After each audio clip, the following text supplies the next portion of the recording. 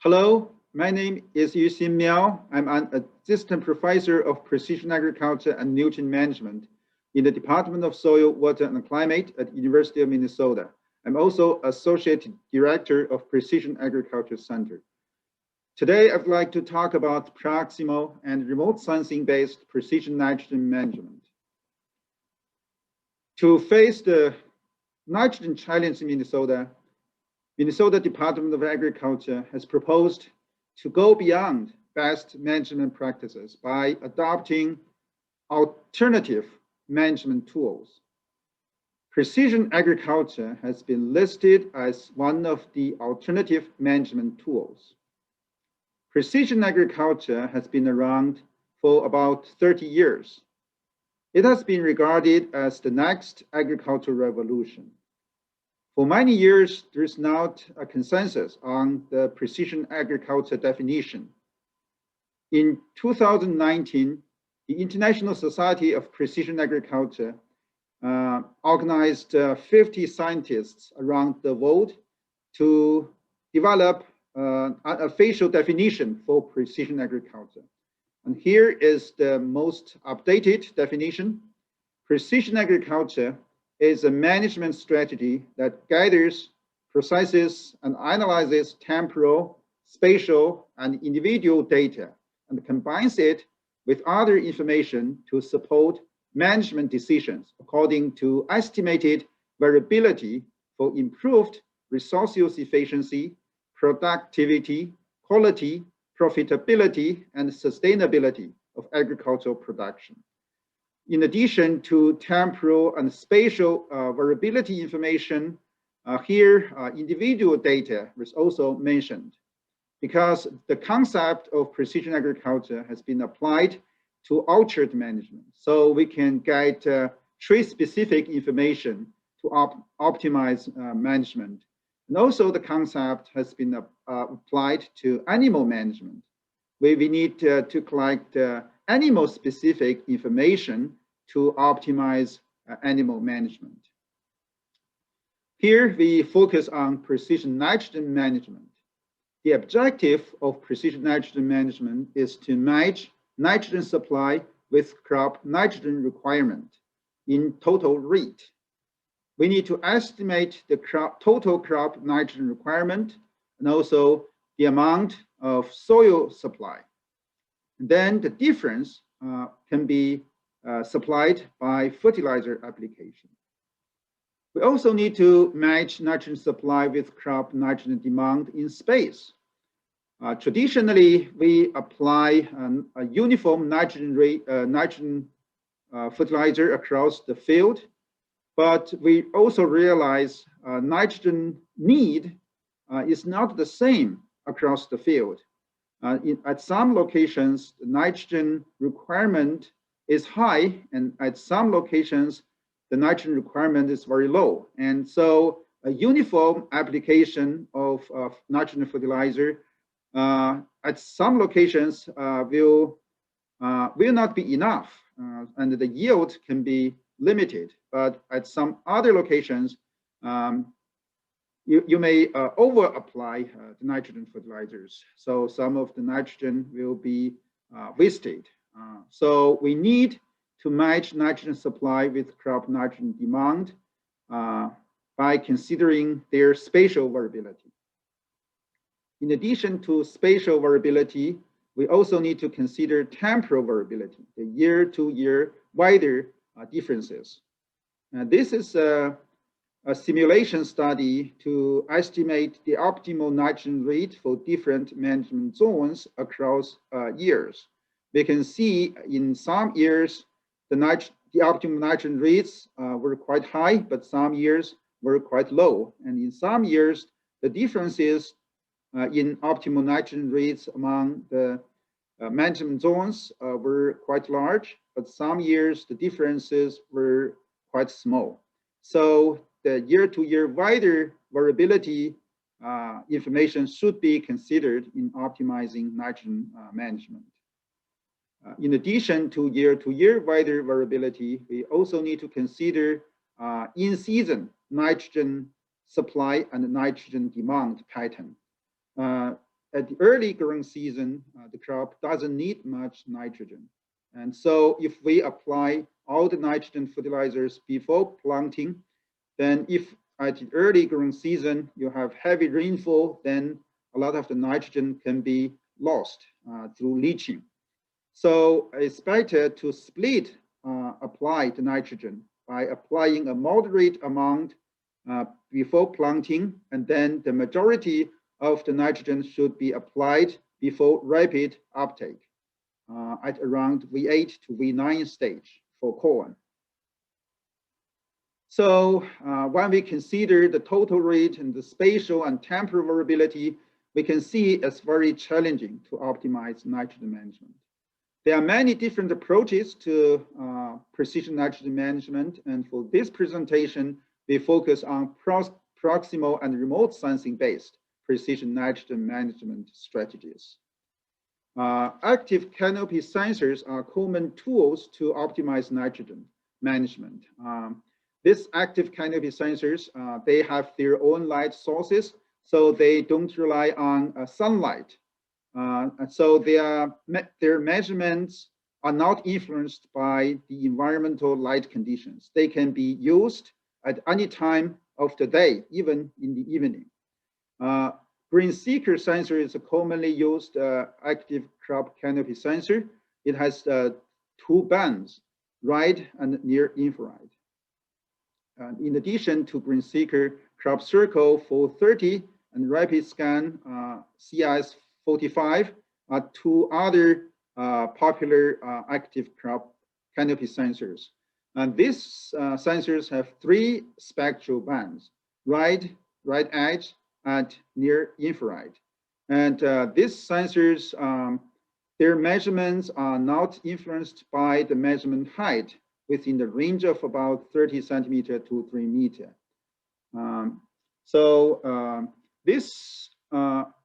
We need to develop algorithms to convert the sensor readings to nitrogen optimum and nitrogen recommendations. Based on the nitrogen recommendation algorithm developed by Oklahoma State University, we have developed a precision nitrogen management strategy. In this strategy, we use the regional optimum nitrogen rate as the initial total nitrogen rate. We can also use IMRTN or your current optimal nitrogen rate you have been using. And then we apply about a third of the total nitrogen rate before planting. And then at around V8 to V9 stage for corn, we use the sensor to estimate the yield potential with sufficient nitrogen application, and also the yield potential without side dressing nitrogen application. And their difference will be the yield response to side dress nitrogen. And based on this information and also the nitrogen concentration or the nitrogen requirement to produce unit yield, we can calculate the side dress nitrogen rate. So this strategy has been evaluated, and we found we can reduce nitrogen surplus by 62 to 65% compared with the farmers' current management practice. And we can increase nitrogen use efficiency by 4 to 65%. A similar strategy has been applied to optimize nitrogen management in winter wheat and summer maize system in China. And we found the precision nitrogen management strategy can increase nitrogen use efficiency by 123 to 158% over the farmer's practice. And compared with the regional optimum nitrogen rate, we can also increase the nitrogen use efficiency by 45 to 58%. And the yield was not significantly affected. And for the nitrogen, soil nitrate nitrogen, we can reduce the soil nitrate nitrogen concentration by 63% compared with the farmer's practice. Compared with the regional optimum nitrogen rate, we can decrease the soil nitrogen concentration by 42%. We can reduce the total apparent nitrogen losses by 81% compared with farmers' nitrogen management practice. And compared with the regional optimum nitrogen management, we can reduce total apparent nitrogen loss by 57%. So we can see this kind of technology can significantly reduce nitrogen application rates and improve nitrogen use efficiency and reduce nitrogen losses compared with current nitrogen management practices adopted by farmers. So the sensors have been mounted on fertilizer application machines to realize on-the-go sensing and variable rate nitrogen application. So this kind of technologies have been adopted by different states in US and other parts of the world. And evaluation of this type of technology indicated that when nitrogen was the main limiting factor, the nitrogen recommendation was quite good. But when water, disease, pest, or other nutrients are the limiting factors, this system will over-recommend nitrogen fertilizers because the system cannot differentiate nitrogen stress versus other stresses. So when you have other stresses, this recommendation system will regard them as nitrogen deficiency and then make more nitrogen recommendations. So we need to analyze historical yield maps to determine the yield potential in different parts of the field or their productivity levels. And also we need to consider soil and landscape factors and also the rainfall information to determine at a certain location if you have water stress or not. A recent study conducted in the Midwest evaluated 3 sensor-based nitrogen recommendation algorithms developed by Oklahoma State University, by University of Missouri, and also by Holland Scientific, a company in Nebraska. This study was conducted over 3 years across 8 Midwest states with a total of 49 site-year experiments. And the results of this study indicated that some of these algorithms performed quite well in their own state of development. But when you apply the algorithms in other states, in general, they recommend fertilizers compared with the measured economically optimal nitrogen rate. And a follow-up study indicated that this algorithm recommended nitrogen rates should be adjusted using site-specific weather and soil information. After this kind of adjustment, then you can significantly improve the nitrogen recommendation. So this is the result of nitrogen rate recommendation differences between the sensor-based recommendation and the measured economically optimum nitrogen rate. And we can see without adjustment, the sensor recommended on average of 54 or 43 kilogram nitrogen per hectare if you have 0 pre-plant or 45 kilogram nitrogen per hectare pre-plant nitrogen application rates. After adjustment using some soil factors or weather information, you can significantly reduce the difference between the sensor-based recommendation and the measured economic optimum nitrogen rate. A recent review paper after evaluating published studies, they found that most studies report nitrogen fertilizer savings of 5 to 45% with little effect on grain yield. But a lack of consistent evidence of economic benefits limits adoption by farmers. So this sensor-based nitrogen recommendation technologies can reduce environmental impacts, but they are generally not profitable compared with the current nitrogen practices adopted by farmers. So that's the reason these technologies haven't been widely adopted because of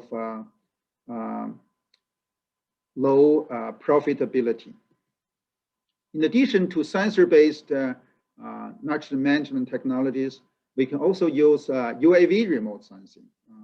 We have different types of UAV. This octocopter UAV can be good for small plot research, but may not be suitable or practical for on-farm applications. For commercial on-farm applications, we need fixed-wing UAVs. And these UAVs can fly longer time and also can cover large area. For example, this UAV can fly about over 300 acres per flight. So that's quite practical. This is an image collected using UAV for one of our research fields. And we can see this type of image has very high resolution, centimeter resolution. So you can even use this to monitor crop population, or you can monitor weed problem. In addition to UAV remote sensing, we can also use satellite remote sensing. Some of the new satellite remote sensing images are very good. For example, the PlanetScope satellite remote sensing. It has a daily revisit time and 3-meter spatial resolution, and has full spectral bands, R, G, B, and near infrared. And this is an image collected over one of our research field, and it's quite good for precision agriculture applications. So based on this development of remote sensing technology, we have developed a remote sensing and calibration strip-based precision nitrogen management technology. In this technology, we apply 5 nitrogen reads in strips across the field before planting. The 5 nitrogen reads include, we use the farmer's nitrogen read as a reference, and 100%, 130% farmer's nitrogen read as nitrogen-rich treatment. And we have 0, 35, and 70% of farmer's nitrogen read. These were all applied before planting, and they were replicated several times across the field according to the size of the field. And then the field was divided into grids, and the 5 grids next to each other with these 5 nitrogen reads were considered as a block. And then during the growing season, at around V8, we collect remote sensing images and calculate NDVI map. And then based on the NDVI response to different pre-plant nitrogen reads, we can determine the optimal nitrogen read for each block. So this is the block-specific optimal nitrogen read. By accounting for the pre-plant nitrogen reads, we can estimate the suitable site-drive nitrogen reads for each grid. So this is the site-drive nitrogen recommendation map, and we can use this to guide variable rate site-drive nitrogen application around V9 for corn. So this technology is quite innovative. First, we use year, site, and hybrid specific calibration information to make the nitrogen recommendations. So in a certain science, we can reduce the year-to-year wider impact and also the spatial variability in soil and landscape factors. And also we can reduce the impact or the influence of year-to-year hybrid differences. And we use high spatial and temporal resolution PlanetScope satellite remote sensing images. And this is more practical than current proximal sensor-based strategies for wide applications, because not every farmer has access to this active canopy sensors or the sensor-based nitrogen recommendation and application systems. But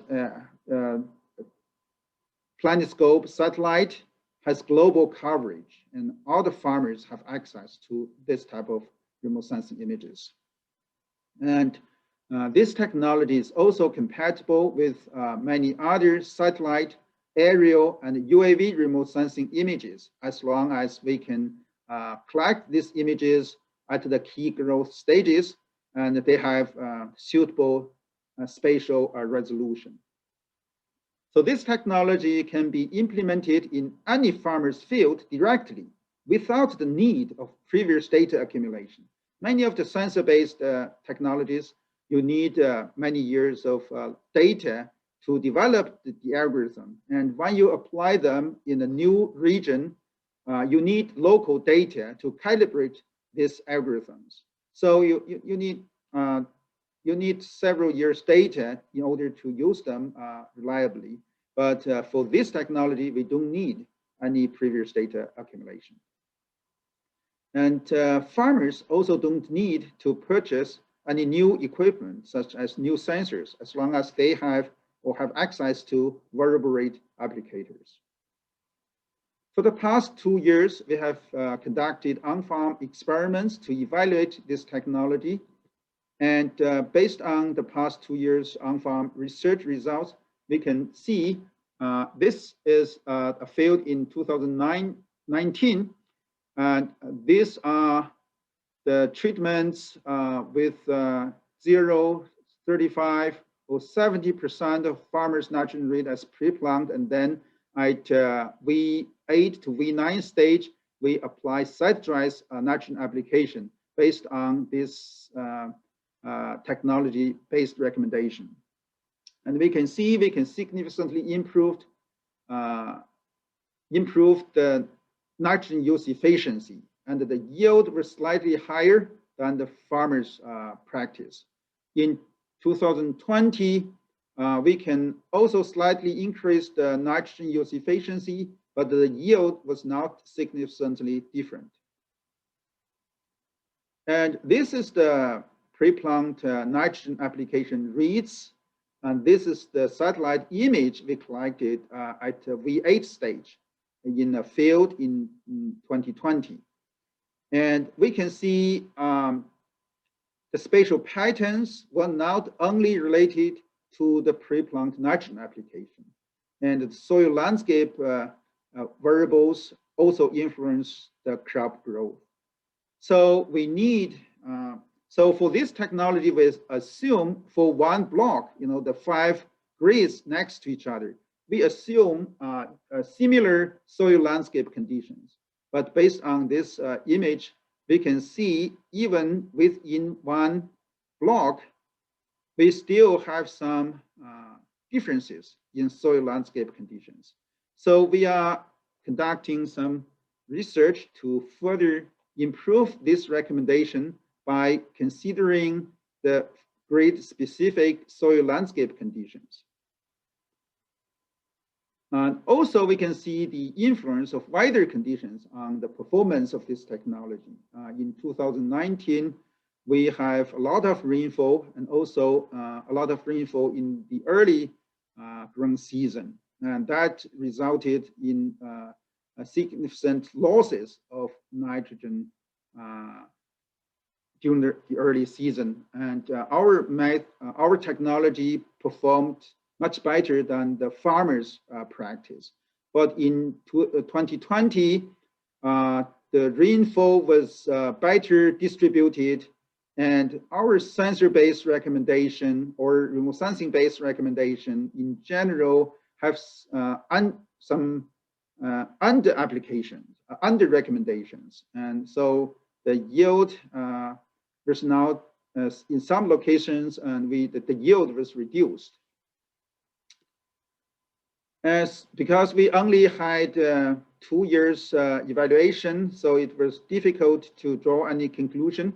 But we have received conservation innovation grants from NRCIs to further evaluate this technology across diverse on-farm conditions.